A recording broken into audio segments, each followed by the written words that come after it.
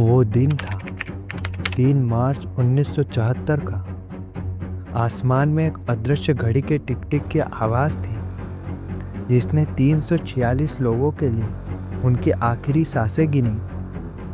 मानव विमानन इतिहास की चौथे सबसे बड़ी त्रासदी थी यह, जहां आकाश ने जमीन को चूमा और धरती ने अपने आंचल में कई देशों के सपनों को समेट लिया। मैकडॉनल्ड डगलस का विशाल DC-10 एयरक्राफ्ट, जिसे दुनिया टर्किश एयरलाइंस 981 के नाम से जानती थी, पेरिस से लंदन की ओर उड़ान भरने वाला था। इस जेट के पंखों में धड़कता था 177 ब्रिटिश, 56 तुर्की, 48 जापानी और 25 अमेरिकी यात्रियों का दिल, जिनमें Olympic silver medallist John Cooper और रग्बी क्लब के खिलाड़ी भी शामिल थे।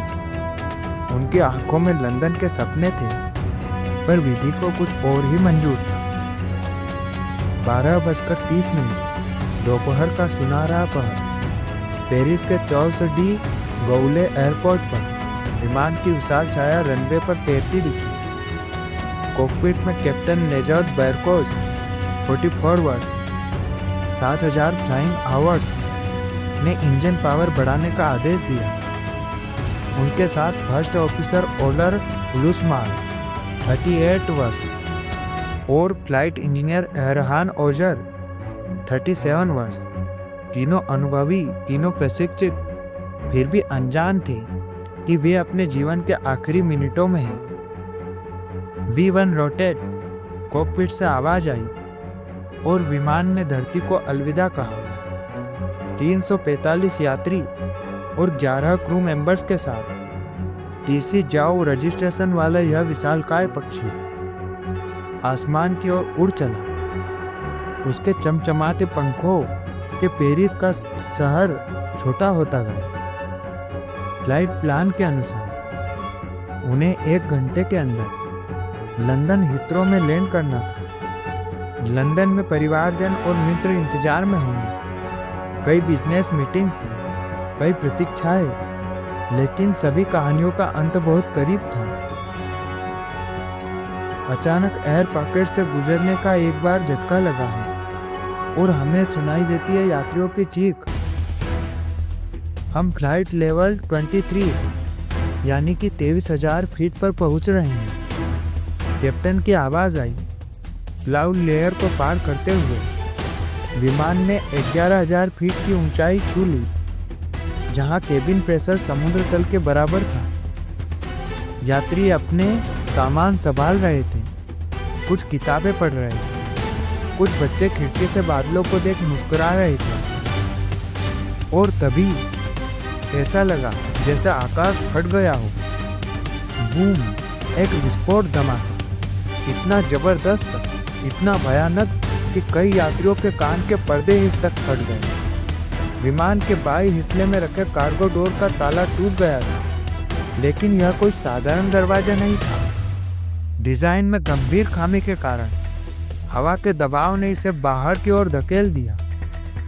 फ्यूजलेज फट गया है। कॉकपिट वॉइस रिकॉर्डर का फर्स्ट ऑफिसर की आखिरी चिल्लाहट दर्ज हुई। केबिन में अचानक वैक्यूम बना। ऑक्सीजन मास्क झूलने लगे, पर कुछ यात्रियों के लिए बहुत देर हो चुकी थी। 6 जापानी यात्रियों की सीटें फ्लोर से अलग होकर उस विशाल छेद से बाहर निकल गए। उनके शरीर बाद में सेंट पाथस के पास एक सलजम के खेत में पाए गए। एक ही पल में उनकी कहानियां अचानक से समाप्त हो गई। यात्री घबराए हुए आपस में गिरे पड़े, हवा की तेज बहाव में सांस लेने की कोशिश कर रहे थे। उनके हाथ अपने प्रियजनों को थामने की जद्दोजहद में थे। उनके कानों में सिर्फ हवा का शोर और अपने ही दिल की धड़कन तेज और बहुत तेज सुनाई दे रही थी।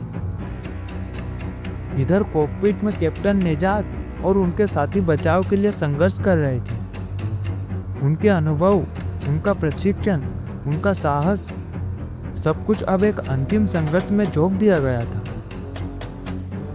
पर आज विज्ञान और प्रकृति के नियम अटल थे। सच्चाई यह थी कि कार्गो डोर के टूटने से प्रेशराइज्ड एयर का तूफान विमान के भीतर से गुजरा था। इस तूफान ने केबिन फ्लोर को तोड़कर नीचे गिरा दिया, जिसके नीचे दबे थे विमान के सभी महत्वपूर्ण control cables, hydraulic system, radar, elevator और इंजन कंट्रोल्स सभी एक साथ नष्ट हो गए थे। और स्पीड, वो आखिरी तक जागरूक आदेश जो कॉकपिट वॉइस रिकॉर्डर पर दर्ज हुआ। विमान अब एक पत्थर की तरह आकाश से गिर रहा था। 20 डिग्री का नोज डाउन एंगल और हर सेकंड इसकी बढ़ती हुई स्पीड। कैप्टन ने अब अंतिम प्रयास किया, इंजन थ्रस्ट बढ़ाकर विमान को ऊपर उठाने की कोशिश की, पर कोई भी उस पर कंट्रोल नहीं हो पा रहा था। फ्लाइट डेटा रिकॉर्डर बताता है कि अंतिम क्षणों में विमान की गति 743 किलोमीटर प्रति घंटा थी, आवाज की गति से बस थोड़ी कम, इतनी तेज कि यात्रियों को अपनी मौत का इंतजार करने का वक्त भी न मिला। एरन मेनोविले के घने जंगल में, जहां पक्षियों के कलरव के सिवा कभी कोई शोर नहीं होता था, वहां धरती पर स्टील और मानव अवशेषों का अनंत बिखराव। रेस्क्यू टीमों के लिए मंजर इतना भयावह था कि कई अनुभवी रेस्क्यू कर्मी भी सदमे में आ गए, जैसे कोई विशाल शीशे का गुलदस्ता टूटकर बिखर गया हो। विमान के 20,000 से अधिक टुकड़े और 16 हेक्टेयर क्षेत्र में बिखरे पड़े थे। पेड़ों की शाखाओं पर लटके कपड़े और मानव अवशेष, जमीन पर बिखरे सामान, खिलौने, पासपोर्ट और अधजली तस्वीरें, हर टुकड़ा एक अधूरी कहानी बयां करता था। पर इस विनाश के बीच एक छोटी सी डिब्बी मिली, जिसमें संकेतों का खजाना था, यानी कि ब्लैक बॉक्स। इसके अंदर के डेटा ने बताया कि कार्गो डोर का लेचिन मैकेनिज्म ठीक से बंद नहीं था। मोहम्मद महमूदी नामक एक बैगेज हैंडलर, जो न तुर्की न अंग्रेजी समझता था, उसने दरवाजे को बंद तो किया, पर लॉकिंग पिन्स ठीक से इंगेज नहीं हुए थे। अमेरिकन एंटी-एसबी के एविएशन इन्वेस्टिगेटर चार्ल्स मिलर के शब्दों में, यह कोई अचानक घटी दुर्घटना नहीं थी, बल्कि यह एक टाइम बम था जो टिक रहा था। उन्होंने इसे वेस्ट विलिंगटन इंसिडेंट से जोड़ा, जहां 2 साल पहले अमेरिकन एयरलाइंस फ्लाइट 96 में भी ऐसी ही समस्या सामने आई थी, पर उस समय विमान को बचा लिया गया था। अदालतों के विस्तृत जांच ने एक चौंकाने वाली सच्चाई उजागर की। मैकडॉनल्ड डगलस को 1970 में ही पता था कि DC-10 के कार्गो डोर में गंभीर डिजाइन फ्लॉ है। कन्वेयर के एक इंजीनियर ने एक मेमो में चेतावनी दी थी कि इस तरह का फेलियर पूरे विमान को 1 सेकेंड में ही नष्ट कर सकता है। फिर भी इंजीनियरिंग सुधार की बजाय कारपोरेट प्राथमिकताओं पर ध्यान दिया गया। विस्तृत डिजाइन सुधार करना महंगा था, इसलिए सिर्फ एक सपोर्ट प्लेट लगाने का आदेश दिया गया, जो इस विमान में लगाया ही नहीं गया था। हालांकि दस्तावेजों में इसे कंप्लीटेड दिखाया गया था। फ्रांस और अमेरिका में क्लास एक्शंस लॉसूट दायर हुए। काफी विरोध के बाद FAA ने ग्राउंडिंग ऑर्डर जारी किया। सभी DC-10 विमानों को उड़ान भरने से रोक दिया गया, जब तक कि कार्गो डोर सिस्टम में आवश्यक बदलाव न हो जाए। अंततः मैकडॉनल्ड डगलस ने 80 मिलियन अमेरिकी डॉलर से ज्यादा का मुआवजा देकर मामले को सुलझाया। कंपनी ने कार्गो डोर में ग्लास पोर्ट और चेतावनी के कंट्रोल पैनल लगाए, लेकिन रूट काज को पूरी तरह ठीक करने के बजाय यह सिर्फ सतही समाधान थे।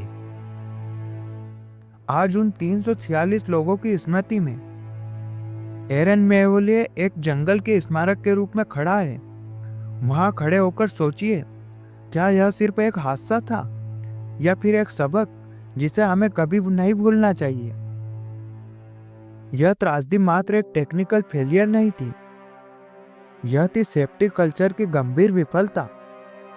जहां प्रॉफिट मार्जिन, डिलीवरी स्केड्यूल और मार्केट कंपटीशन ने मानव जीवन की प्राथमिकता पर पानी फेर दिया।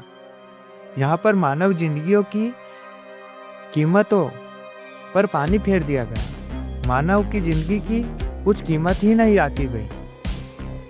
1996 में बोइंग ने मैकडॉनल्ड डगलस को एक्वायर कर लिया, लेकिन इन लेपलेस से मिली कीमत अमूल्य थी। प्रत्येक हवाई जहाज अब सख्त नियमों और बेहतर बनावट के साथ आकाश में उड़ता है। सुरक्षा नियम के पीछे शायद एक त्रासदी की कहानी है। आज हम हवाई यात्रा करते हैं तो हम अनजाने में ही उन लोगों का आभार व्यक्त करते हैं जिन्होंने अपनी जान देकर हमारे लिए आकाश को सुरक्षित बनाया। याद रखिए, हर फ्लाइट एक ट्रस्ट है। हजारों इंजीनियर्स, पायलट्स और ग्राउंड स्टाफ का एक वादा।